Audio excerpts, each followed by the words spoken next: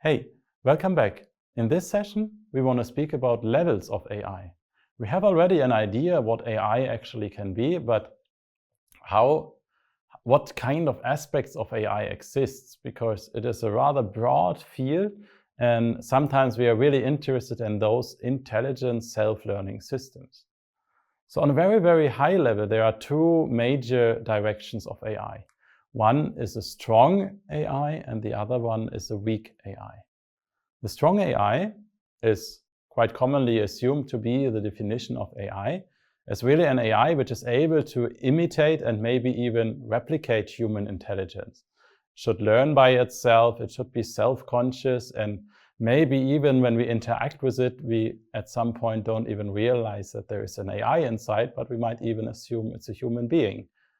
That is actually the goal of some AI researchers, but most of the research focuses on weak AI, and that is actually the applied AI that we are also interested in. That is, we have an imitation of intelligence in a more closer defined world, maybe for a very specific task, and that we can have just rules or also self-learning systems which make the best of the hardware in a given environment. And then we have an AI which supports humans to solve specific tasks. So these two different definitions exist, and there are many others. Maybe you have also heard about the GOFAI, the good old-fashioned AI, which is again more towards the idea of a strong AI. But it is not so important if we now focus on strong or weak AI. It's more interesting to look into what kind of AIs exist. So there are several levels, and these levels are either we have a very simple agent, so it just has reflex. So there's a small rule.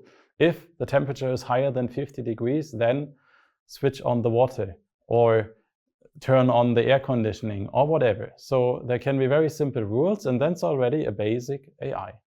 And then we can have a stateful AI. That one remembers the state of the environment. So we don't always have to give an input. It also produces an output based on the current state which is in. A very simple example could be a clock or a traffic light. There is a state inside, and after a while it produces a different output. So all of these systems, even though they are just rule-based systems, are included in a very broad definition of AI.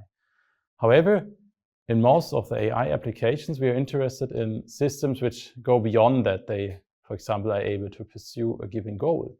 So these are goal-based agents. You give a problem and it wants to solve it, like in search. You put in a search term in your search engine, and then it tells you this and this and this are the most interesting documents for you. And then finally, there is a utility-based agent.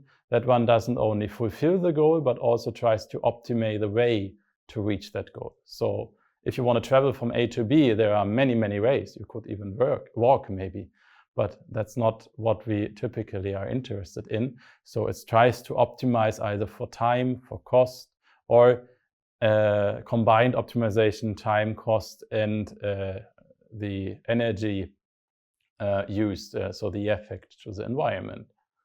So these levels of intelligence exist, and the idea is that an AI, especially a learning AI, should be able to generalize beyond the distribution of what it has seen already while we were programming it or training it.